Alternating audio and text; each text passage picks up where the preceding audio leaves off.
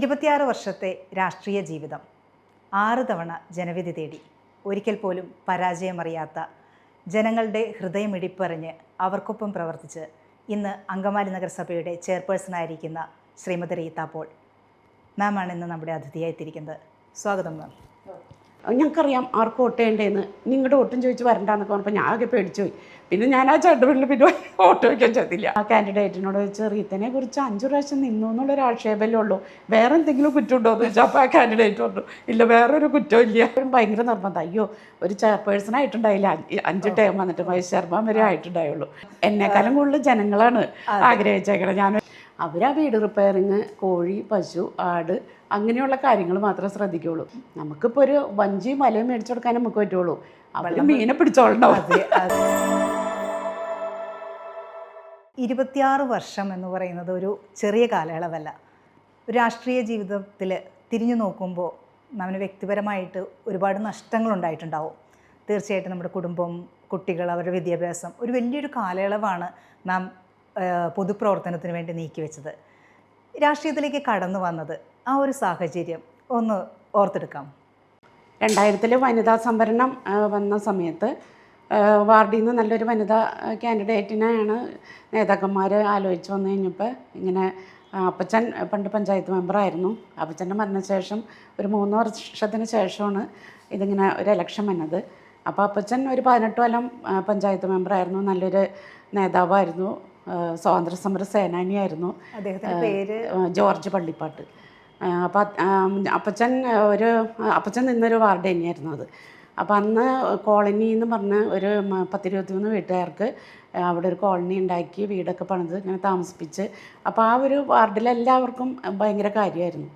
അപ്പോൾ അങ്ങനെ എല്ലാവരുടെയും കൂടി ബാബുചേട്ടൻ, വാർഡിലെ കൗൺസിലർ VP ബൈജു ഉൾപ്പെടെ, കെ ഷാജേട്ടൻ, അങ്ങനെ നമ്മുടെ ഗർഭാസേട്ടൻ, അരീക്കൽ ഗർഭാസേട്ടൻ, വീഡിയോസ്പേട്ടൻ, അങ്ങനെ ഒത്തിരി പേര് വന്ന് നിർബന്ധിച്ച് ആണ് നമ്മളുടെ ഈ ഫീൽഡിലേക്ക് ഇറക്കിയത്. അപ്പോൾ എപ്പോഴെങ്കിലും വിചാരിച്ചു ഇങ്ങനെ ദീർഘകാലം ഇങ്ങനെ? അങ്ങനെ ഒരിക്കലും ഉണ്ടായിട്ടില്ല. അപ്പോൾ അങ്ങനെ ഇലക്ഷന് നിന്ന് കഴിഞ്ഞപ്പോൾ എല്ലാവർക്കും ഭയങ്കര താല്പര്യമായിരുന്നു. ജോർജേൻ്റെ മോൾ എന്നുള്ള ആ ഒരു ഭയങ്കര സപ്പോർട്ടായിരുന്നു. അങ്ങനെ ആ ഇലക്ഷന് ആ വാർഡിൽ നിന്ന് ജയിച്ചു. കാരണം ഞാൻ അവിടുത്തെ പ്രവർത്തകരെയോ ഒന്നും അറിയില്ലായിരുന്നു, കോൺഗ്രസ് പ്രവർത്തകരെയൊന്ന്. പക്ഷേ അവരുടെ ആ ഒരു ശക്തി, ജനങ്ങളുടെ ആ ഒരു വിശ്വാസം, ജോർജേൻ്റെ മോളാണ്, അപ്പോൾ അവരുടെ കാര്യങ്ങൾ ഇനിയിപ്പോൾ നല്ല രീതിയിൽ നോക്കും എന്നുള്ള ആ ഒരു ഇത് താല്പര്യവും അവിടുത്തെ പ്രവർത്തകരുടെ ഒരു ശക്തി, അതാണ് എന്നെ ശരിക്കും ജയിപ്പിച്ചത്. അങ്ങനെ ആ വാർഡിൽ നിന്ന് മത്സരിച്ചു. പിന്നെ നമ്മളിത് അവസാനിച്ചു എന്നുള്ള മട്ടിലാണ് നിന്നത്. അപ്പോൾ തൊട്ടടുത്ത വാർഡിൽ പിന്നത്തെ ഇലക്ഷൻ വന്നു കഴിഞ്ഞപ്പോൾ തൊട്ടടുത്ത വാർഡുകാർ പറഞ്ഞു റീത്ത പോളിനെ തന്നെ ഇവിടെ കാൻഡിഡേറ്റ് ആക്കി ആദ്യം പറഞ്ഞ് അങ്ങനെ ആ വാർഡിലെ പ്രവർത്തകർ വന്ന് പറഞ്ഞു. അപ്പോൾ പിന്നെ ആ വാർഡിൽ നിന്ന് മത്സരിച്ചു. പിന്നെ അങ്ങനെ 2 വാർഡുകളിൽ മാറി മാറി നിന്ന് അങ്ങനെ 5 ടൈമായി.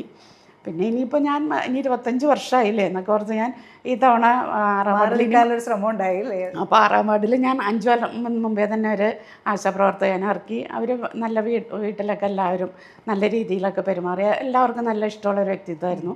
അങ്ങനെ ആ വ്യക്തിനെ അവിടെ കാൻഡിഡേറ്റായിട്ടൊക്കെ നമ്മൾ നിർത്തി. അങ്ങനെ വന്നു കഴിഞ്ഞപ്പോൾ എല്ലാവരും ഭയങ്കര നിർബന്ധം. അയ്യോ, ഒരു ചെയർപേഴ്സൺ ആയിട്ടുണ്ടായില്ല, 5 ടൈം വന്നിട്ട് മഹേഷ് ശർമ്മ വരെ ആയിട്ടുണ്ടായുള്ളൂ, DPC അംഗം വരെ ആയി, ഡിസ്ട്രിക്ട് പ്ലാനിംഗ് കമ്മിറ്റി അംഗം വരെ ആയി. അപ്പോൾ എല്ലാവരും ഭയങ്കരമായിട്ട് നിർബന്ധിച്ചു, അയ്യോ ഈ തവണ മാറില്ല, എന്തായാലും ഒരു തവണയോടി മത്സരിക്കും എന്നൊക്കെ പറഞ്ഞ് 5-ലോ അല്ലെങ്കിൽ 6-ലോ എവിടെയാണെന്ന് വെച്ചാൽ മത്സരിക്കുമെന്ന് പറഞ്ഞു.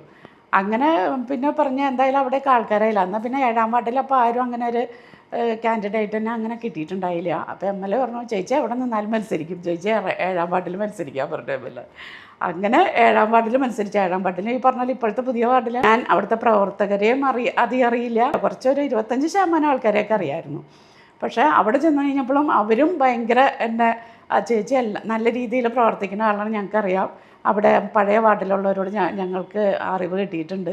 പിന്നെ ജോർജേൻ്റെ മോളെന്നുള്ളത് അവിടെയും ഭയങ്കര അപ്പച്ചൻ്റെ ഒരു സഹായം കിട്ടാത്ത ആൾക്കാർ കുറവായിരുന്നു എവിടെ, അങ്കമാലി ടൗണിൽ.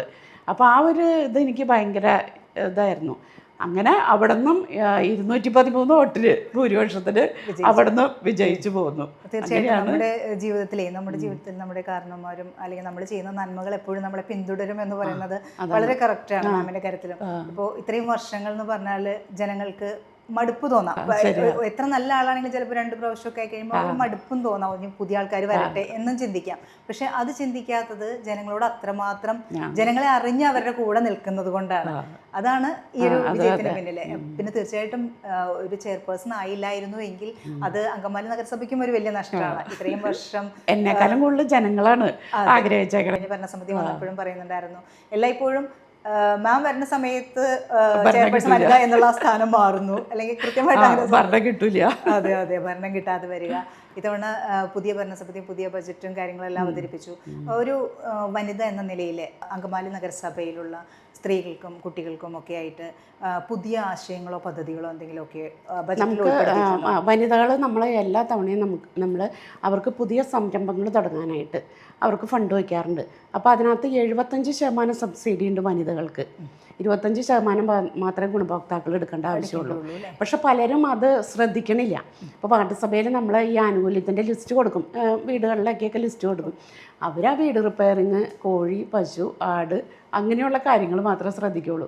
സ്വയം ഒരു ബിസിനസ് തുടങ്ങാനോ അവരങ്ങനെ അങ്ങോട്ട് ചിന്തിക്കണില്ല. അതിനെക്കുറിച്ച് സ്വയം സംരംഭം ഏറ്റെടുക്കാനായിട്ട് അവർ ചിന്തിക്കുന്നില്ല. നമുക്കിപ്പോൾ ഒരു വഞ്ചിയും വലയും മേടിച്ചു കൊടുക്കാൻ നമുക്ക് പറ്റുള്ളൂ, അവർ മീനെ പിടിച്ചോളുണ്ടാവും. പക്ഷെ അതിന് അങ്ങനെ തയ്യാറായിട്ട് വരുന്നവർ ചുരുക്കമുള്ളൂ. അപ്പം ഞങ്ങൾ തന്നെ നിർബന്ധിച്ച് ആൾക്കാരെ കൊണ്ട് പറയിക്കും, നിങ്ങൾക്ക് ഇങ്ങനെ ലോൺ കിട്ടും, ഒരു തയ്യൽ മെഷീൻ മേടിച്ചിട്ട് അത് തയ്ച്ചു കൊടുത്ത് തയ്യലറിയാവുന്നവരോടെ. അങ്ങനെയൊക്കെ ഞാൻ എൻ്റെ വാർഡിൽ അപേക്ഷ വെച്ചില്ലെങ്കിൽ അവരെ വിളിച്ച് പറയും, നിങ്ങളിങ്ങനെ അപേക്ഷ വെക്കുന്നതിന് 75% നിങ്ങൾക്ക് സബ്സിഡി ഉണ്ട്, പുരുഷന്മാർക്ക് 60% ഉള്ളൂ. ഈ ഒരു പദ്ധതി എന്ന് പറയുന്നത് സംസ്ഥാനത്തൊട്ടാകെ ഉള്ള ഒരു നമ്മൾ നഗരസഭ ഫണ്ട് വെക്കാണല്ലോ അതിന്. ചിലപ്പോൾ പഞ്ചായത്തുകളിലൊന്നും അത്ര ഉണ്ടാവില്ലായിരിക്കും. നഗരസഭ അതിന് വേണ്ടിയിട്ട് നല്ലൊരു എമൗണ്ട് വെക്കുകയാണ്. പിന്നെ കുടുംബശ്രീ വഴിക്കും ഒട്ടേറെ, അതായത് 163 സംരംഭങ്ങൾ കുടുംബശ്രീ വഴിക്കും തുടങ്ങിയിട്ടുണ്ട്. വനിതകളുടെ സ്വയം തൊഴിലുണ്ട്, ഗ്രൂപ്പ് അടിസ്ഥാനത്തിലുണ്ട്. ഈ പ്രീമിയം കഫേയൊക്കെ വളരെ നല്ല രീതിയിൽ വനിതകളുടെ ഒരു ഗ്രൂപ്പ് നടത്തിക്കൊണ്ട് പോകുന്നൊരു സംരംഭമാണ്. പിന്നെ ടേക്ക് അവേ എന്ന് പറഞ്ഞാൽ ഇപ്പോൾ ഒരു പുതിയ സംഭവം ഉണ്ട്.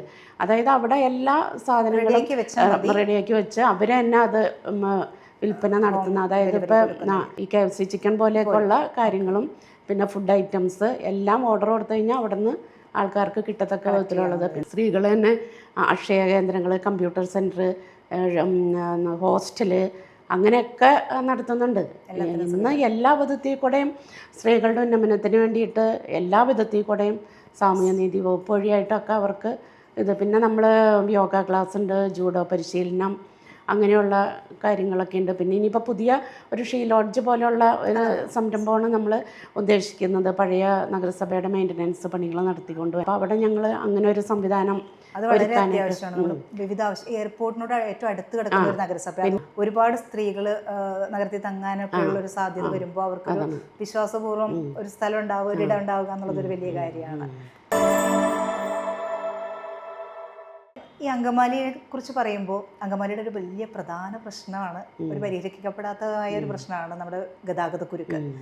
അതിനുവേണ്ടി പല മാറ്റങ്ങളും നമ്മൾ നടത്തി നോക്കി, ഗതാഗത പരിഷ്കരണങ്ങളൊക്കെ നടപ്പിലാക്കിയിട്ടും അതിനൊരു പരിഹാരം കാണാൻ പറ്റുന്നില്ല. പുതിയ ഭരണസമിതിയിൽ എന്തെങ്കിലും ഒരു പ്രായോഗികമായ ഒരു തീരുമാനം ഉണ്ടാകുമോ അക്കാര്യത്തിൽ? നഗരസഭയ്ക്ക് ആയിട്ട് അങ്ങനെ ഒരു പ്രൊജക്റ്റായിട്ട് വെക്കാൻ ആയിട്ടുള്ള ഫണ്ട് ഉണ്ടാവില്ലല്ലോ. ഇത് നമുക്കൊരു സ്കൈവേ അങ്ങനെ, അല്ലെങ്കിൽ പിന്നെ കുണ്ടന്നൂരൊക്കെ ബൈപ്പാസൊക്കെ വന്നു കഴിഞ്ഞാൽ, അല്ലെങ്കിൽ ഒരു റിംഗ് റോഡ്, അതൊക്കെ സംസ്ഥാന ഗവൺമെൻറ് അല്ലെങ്കിൽ സെൻട്രൽ ഗവൺമെൻറ്റൊക്കെ വിചാരിച്ചാലാണ് അത് സാധിക്കുള്ളൂ. ഇപ്പം നിലവിലുള്ളതിന് എന്തെങ്കിലുമൊക്കെ അറേഞ്ച്മെൻറ്റ് നമ്മൾ ആ ഡിപ്പാർട്ട്മെൻറ്റിനെയൊക്കെ വിളിച്ച് ചേർത്ത് എന്തെങ്കിലുമൊക്കെ പല അറേഞ്ച്മെൻറ്റുകളും ചെയ്യാറുണ്ട്. പക്ഷേ ശാശ്വതമല്ല. ഇന്നിപ്പോൾ ട്രാഫിക് എന്ന് കഴിഞ്ഞാൽ ഒരു കുടുംബത്തിൽ ഒരു 2-3 കാറ് ഉണ്ട്.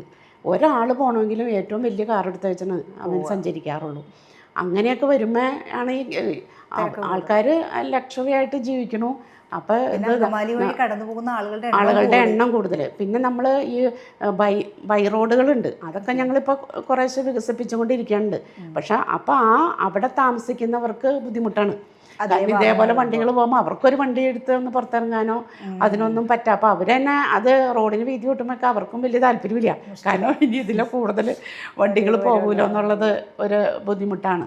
അപ്പോൾ അങ്ങനെയുള്ള കാര്യങ്ങൾ ഞങ്ങളിപ്പോൾ ഡിപ്പാർട്ട്മെൻറ്റ് തലത്തിലായാലും അവർ വിളിച്ചു ചേർത്ത് ഈ ഉള്ളതിനെ എങ്ങനെ അറേഞ്ച് ചെയ്യാമെന്നാണ് ഉള്ളത് നോക്കാനേ പറ്റുള്ളൂ. അല്ലാണ്ട് മുനിസിപ്പാലിറ്റിക്ക് അങ്ങനെ അതിന് വേണ്ടിയിട്ടൊരു ഫണ്ടൊന്നും അത്രയും വലിയൊരു എമൗണ്ടൊന്നും നമുക്ക് കൊടുക്കാനും ഉണ്ടാവില്ല. ഓക്കെ, ഇനി വ്യക്തിപരമായ കാര്യങ്ങളിലേക്ക് ചോദിക്കുകയാണെങ്കിൽ മാമിന് ഈ രാഷ്ട്രീയ പ്രവർത്തനം ഇത്രയും സമയം ആവശ്യമുള്ളൊരു കാര്യമാണ്, വലിയൊരു ഡെഡിക്കേഷനാണ്. മറ്റു ജോലികൾ പോലെ ഒന്നുമല്ല, നമുക്കൊരു കൃത്യമായ സമയം പറയാൻ പറ്റില്ല. ജനങ്ങൾക്കൊപ്പം ഒരു ജനപ്രതിനിധി എന്ന് പറയുമ്പോൾ എപ്പോഴും അവൈലബിൾ ആയിരിക്കണം അല്ലേ?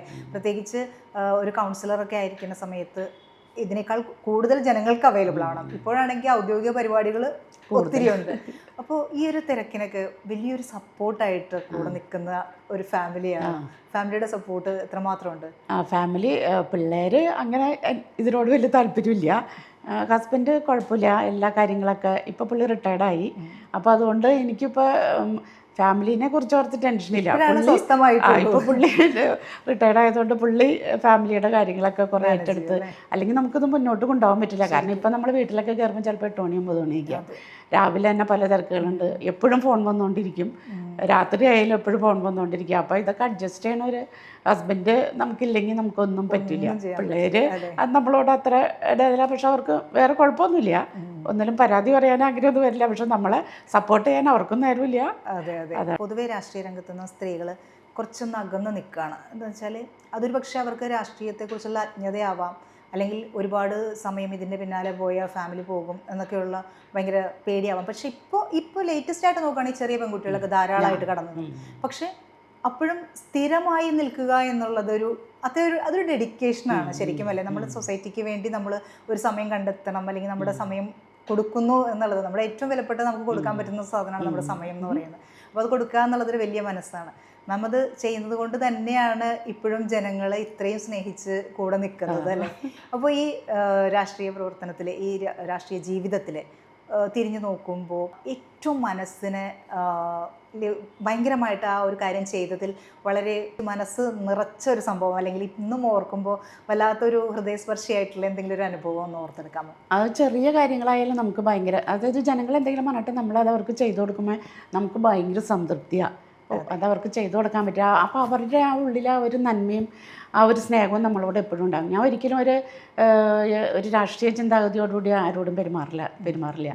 എന്ത് ആനുകൂല്യം കൊടുക്കണതായാലും ഇടതുപക്ഷമായാലും വലതുപക്ഷമായാലും ഞാനൊക്കെ ഒരേപോലെ തന്നെ ഞാനത് കൈകാര്യം ചെയ്തു പോരുള്ളൂ. ഞാൻ ആദ്യം കൗൺസിലറായിട്ടിരുന്നപ്പോൾ അവിടെ ഈ പറഞ്ഞ പോലെ ഒരു അംഗൻവാടിയൊന്നും ഉണ്ടായിരുന്നില്ല. അപ്പോൾ ഒരു ചെറിയൊരു വീടിൻ്റെ ഷെഡിലാണ് അംഗൻവാടി പ്രവർത്തിച്ചുകൊണ്ടിരുന്നത്. അപ്പോൾ എല്ലാവരും ആവശ്യപ്പെട്ട ഒരു അംഗൻവാടി നമുക്ക് ഉണ്ടാക്കണം.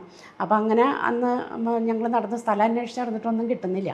അങ്ങനെ അവസാനം ഒരു 5 സെൻറ്റ് സ്ഥലം ഞങ്ങൾക്ക് കിട്ടി. അപ്പോൾ അതിനകത്ത് 2 സെൻറ്റ് സ്ഥലത്തിൻ്റെ മുനിസിപ്പാലിറ്റി അന്ന് പൈസ തരുള്ളായിരുന്നു. എന്നൊക്കെ അത്രയും ഫണ്ടില്ല. പിന്നെ 3 സെൻറ്റിൻ്റെ സ്ഥലം ഞങ്ങൾ ജനങ്ങളിൽ നിന്ന് പിരിച്ചെടുത്തു. അങ്ങനെ ഒരു 5 സെൻറ്റ് സ്ഥലം മേടിച്ച്, അതായത് 50,000 രൂപയ്ക്ക് മേടിച്ച സ്ഥലം ഇന്നിപ്പോൾ 7 ലക്ഷം രൂപ വാല്യൂ ആണ്. അന്ന് 50,000 രൂപ ഉണ്ടായുള്ളൂ. അപ്പോൾ നല്ലൊരു മാതൃക അംഗൻവാടി അവിടെ ഉണ്ടാക്കി. അതൊരു മനസ്സിന് ഭയങ്കര സന്തോഷമാണ്. പിന്നെ നമ്മുടെ കരയാമ്പറമ്പ് പാലത്തിൻ്റെ താഴെ ആ പാലത്തിൻ്റെ ഡെവലപ്മെൻറ്റ് വന്നപ്പോൾ അവിടെ കുറേ 5-8 പേര് അവിടെ കുടിൽ കെട്ടി താമസിക്കുന്നുണ്ടായിരുന്നു. അപ്പോൾ അവരെ മാറ്റി പാർപ്പിക്കണമല്ലോ. അപ്പോൾ അന്ന് SC-കാരായിരുന്നു അതിനകത്ത് കൂടുതൽ. അപ്പോൾ SC-ക്ക് ഒരു സ്ഥലം ഉണ്ടായില്ല. അപ്പോൾ നമ്മൾ ഇവരെ തൽക്കാലം ഇത് നമുക്ക് തുടക്കത്തിൽ നമുക്കറിയായിരുന്നു ഇവരെ മാറ്റുന്നുള്ളത്. അങ്ങനെ നമ്മൾ SC-ക്ക് ഒരു സ്ഥലം മേടിച്ച് ഈ 8 പേരെയും അവിടെ ഒരു ഷെഡ് കെട്ടി താമസിപ്പിച്ച് പിന്നീട് നമ്മൾ ഫ്ലാറ്റ് പണിത് ആ 8 വീട്ടുകാരെയും ആ ഫ്ലാറ്റിൽ അവർ താമസിപ്പിച്ചു. പിന്നെ നമ്മളുടെ ഈ അഞ്ചമാട്ടി തന്നെ ഒരു പാവപ്പെട്ട ഒരാൾ മരിച്ചു കഴിഞ്ഞപ്പോൾ അവരുടെ ബോഡി ഉണ്ടാവാൻ വരമ്പത്തേക്കൂടെ കൊണ്ടുപോകണമായിരുന്നു. പാടത്തിൻ്റെ ഒരു സൈഡിലായിരുന്നു അവർ വീട് വെച്ചിരുന്നത്. അപ്പം നമ്മൾ അവർക്ക് വേണ്ടിയിട്ട് ഒരു റോഡ് 2 സ്ഥലം കണ്ടെത്തി 2 സൈഡും കെട്ടി ആ പാടത്തിൻ്റെ നടുവിൽ കൂടെ ഒരു റോഡ് ഉണ്ടാക്കി ഇലക്ട്രിസിറ്റി, വാട്ടർ കണക്ഷൻ ഉൾപ്പെടെ എല്ലാ സൗകര്യങ്ങളും അത്രയും വീട്ടുകാർക്ക് നമ്മളവിടെ ചെയ്തു കൊടുത്തു. അങ്ങനെ പിന്നെ ഞങ്ങളുടെ ഇപ്പോഴത്തെ 6-ാം വാർഡിലായാലും ഒരു സ്ത്രീ വികസന കേന്ദ്രം, അത് 5-ാം വാർഡിലും നമ്മൾ സ്ത്രീ വികസന കേന്ദ്രം ഉണ്ടാക്കി. സ്ത്രീകൾക്ക് ഓരോ ട്രെയിനിങ്ങുകൾ കൊടുക്കുക, സ്വയം തൊഴിലിന് പറ്റിയ ട്രെയിനിങ്ങുകൾ കൊടുക്കുക. അങ്ങനെയൊക്കെ ഈ അംഗൻവാടിയുടെ മുകളിൽ നമ്മളുണ്ടാക്കി.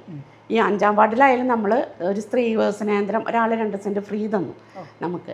ഞാൻ എൻ്റെ മുൻപത്തെ കൗൺസിലറായിരുന്നപ്പോൾ അവർ ഫ്രീ കൊടുത്തായിരുന്നു. അപ്പോൾ അങ്ങനെ അവിടെ നമ്മൾ നല്ലൊരു ബിൽഡിംഗ് ഉണ്ടാക്കി, അവിടെ ഒരു സ്ത്രീ വികസന കേന്ദ്രം ഉണ്ടാക്കി. ഇന്നിപ്പോൾ അവിടെ നമ്മൾ വയോമിത്രം എന്ന് പറഞ്ഞു. അതായത് 5ഉം 6ഉം വാർഡിലെ വയോജനങ്ങൾ 10-55 പേര് അവിടെ പകൽ വീട് മരുന്ന് മെഡിസിൻ കൊടുക്കില്ല അവർക്ക്. 2 ആഴ്ച കൂടുമ്പോൾ ഡോക്ടർ വന്ന് മരുന്ന് കൊടുക്കും. അപ്പോൾ അതിനുള്ള അങ്ങനെ അത് ബിൽഡിംഗ് ഉണ്ടാക്കി കാരണം അവർക്ക് അവിടെ ഒത്തുകൂടാനും അപ്പോൾ അതിനൊരു പകൽ വീടാക്കി നമ്മൾ രൂപപ്പെടുത്തി. അപ്പോൾ എല്ലാ കാര്യങ്ങളും അവിടെ ജനങ്ങളിൽ നിന്ന് തന്നെയാണ് നമ്മൾ, അതായത് ഒരു ലൈബ്രറി ഉണ്ടാക്കി, TV മേടിച്ച് വെച്ചു, ഒക്കെ ഫ്രീ ആയിട്ട് കണക്ഷൻ ഉണ്ടാക്കി, കസേര മേടിച്ചിട്ടു, ക്യാരംസ് മേടിച്ചു. ഇതെല്ലാം നമ്മൾ സ്പോൺസർഷിപ്പ് വഴിക്ക് അവിടെ അറേഞ്ച് ചെയ്ത ഒരു പകൽ വീടും പിന്നെ ഒരു RR സെൻറ്റർ എന്ന് പറയും, reduce reuse recycle, RR centre. അതായത് നമുക്ക് ആവശ്യമില്ലാത്ത വസ്തുക്കൾ, നമ്മുടെ ഡ്രസ്സ്, ചെരുപ്പ്, പാത്രങ്ങൾ, അങ്ങനെ എന്തും നമുക്ക് ഗൃഹോപകരണങ്ങൾ നമുക്ക് ഉപയോഗിക്കാൻ പറ്റാത്തത് മറ്റുള്ളവർക്ക് അത് ഉപയോഗിക്കാൻ പറ്റും, അങ്ങനെയുള്ള സാധനങ്ങൾ കളക്ട് ചെയ്ത് കൊടുക്കുന്ന ഒരു സെൻ്ററാണത്. അപ്പോൾ ഗവൺമെൻറ്റിൽ നിന്ന് ഒരു ഓർഡർ ഉണ്ടായിരുന്നു ഒരു RR സെൻറ്റർ ഉണ്ടാക്കണമെന്ന്. അപ്പോൾ ഏറ്റവും ആദ്യം എൻ്റെ വാർഡിൽ തന്നെ ഞാനത് ചെയ്തു. കഴിഞ്ഞതിൻ്റെ മുമ്പത്തെ ടൈമിൽ അങ്ങനെ ഉണ്ടാക്കി. ഒരു പകൽ വീട് ഉണ്ടാക്കണമെന്ന് ഗവൺമെൻറ് ഓർഡർ വന്നപ്പോൾ ഞാൻ എൻ്റെ വാർഡിൽ തന്നെ ഏറ്റവും ആദ്യം ഞാനത് ചെയ്യാതെ പറഞ്ഞു. അങ്ങനെ എന്തെങ്കിലും വന്നു കഴിഞ്ഞാൽ ഏറ്റവും ആദ്യം ഞാൻ എൻ്റെ വാർഡിൽ തന്നെ അത് സംഭവങ്ങൾ സെറ്റാക്കും. ജനങ്ങളിൽ നിന്ന് തന്നെ ആയാലും ജനങ്ങളും നല്ല സപ്പോർട്ടായിട്ട് എന്ത് കാര്യം പറഞ്ഞു കഴിഞ്ഞാലും നമുക്കത് കൂടെ നിൽക്കണം. അങ്ങനെയുള്ള കാര്യങ്ങളൊക്കെ. അപ്പോൾ അതൊക്കെ നമുക്ക് ഭയങ്കര സംതൃപ്തിയാണ്. അത്രയൊക്കെ നമുക്ക് ചെയ്യാൻ പറ്റിയില്ലോ ജനങ്ങൾക്ക് വേണ്ടി. പിന്നെ മറ്റുള്ളവരെന്ത് പറഞ്ഞു കഴിഞ്ഞാലും നമുക്ക് പറ്റാവുന്ന കാര്യങ്ങളെല്ലാം നമ്മൾ അവർക്ക് ചെയ്തു കൊടുക്കാം. വിമർശനങ്ങളോ വെല്ലുവിളികളോ ഒക്കെ നേരിടേണ്ടി വന്നിട്ടുണ്ടോ ഈ ഒരു? വെല്ലുവിളികൾ എന്ന് പറയാം അങ്ങനെ വലിയ വിമർശനങ്ങളോ വെല്ലുവിളികളോ ഒന്നും നമുക്ക് ഈ വീട്ടിലെ കാര്യങ്ങൾ അങ്ങനെ നമുക്ക് ഞാൻ കാരണം LDF-കാരും നമുക്ക് സപ്പോർട്ടാണ്. കാരണം എന്താണെന്ന് വെച്ചാൽ അവർക്ക് ഞാൻ ആദ്യമായിട്ടൊരു വീട്ടിൽ ആദ്യത്തെ ഇലക്ഷൻ നിന്ന് കഴിഞ്ഞപ്പോൾ ഒരു ചേട്ടൻ ഭയങ്കര ഞങ്ങൾക്കറിയാം ആർക്ക് വോട്ട് ചെയ്യേണ്ടതെന്ന്, നിങ്ങളുടെ വോട്ടും ചോദിച്ച് വരണ്ടെന്നൊക്കെ പറഞ്ഞപ്പോൾ ഞാൻ ആകെ പേടിച്ചു പോയി. പിന്നെ ഞാൻ ആ ചേട്ടൻ വീട്ടിൽ പിന്നെ വോട്ട് വയ്ക്കാൻ ചെയ്തില്ല. പക്ഷേ ആദ്യത്തെ പ്രാവശ്യത്തെ ആനുകൂല്യം വീട് റിപ്പയറിങ്ങിൻ്റെ ആനുകൂല്യം കൊടുത്തത് ആ ചേട്ടനാണ്. കാരണം ആ ചേട്ടൻ്റെ വീട് അത്രയും പരിതാപമായിരുന്നു. അപ്പോൾ അങ്ങനെ 2 ടേം ആ ചേട്ടനോട്, പിന്നെ ആ ചേട്ടൻ എനിക്ക് ഭയങ്കര സപ്പോർട്ടായിരുന്നു. കാരണം അങ്ങനെ ഞാൻ ഒരു ഇത് നോക്കിയിട്ട് നമ്മളെ സ്നേഹിച്ചില്ലെങ്കിൽ നമ്മൾ അങ്ങോട്ട് സ്നേഹിക്കും.